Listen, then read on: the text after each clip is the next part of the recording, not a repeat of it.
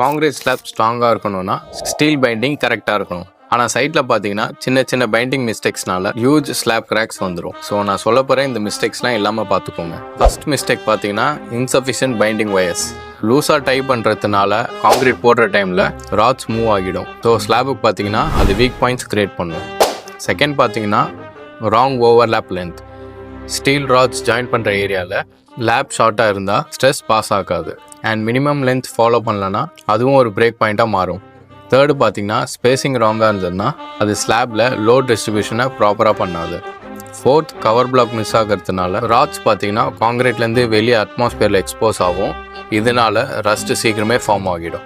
So பார்த்தீங்கன்னா slab ஸ்ட்ரென்த்தை அது ரெடியூஸ் பண்ணிடும். So next time slab concrete போடுறதுக்கு முன்னாடி இந்த ஸ்டீல் பைண்டிங்லாம் கரெக்டாக இருக்கான்னு செக் பண்ணிக்கோங்க. ஸ்லாப் ஸ்ட்ராங்காக இருக்கணும்னா ஸ்டீல் ஒர்க்கும் கரெக்டாக இருக்கணும்.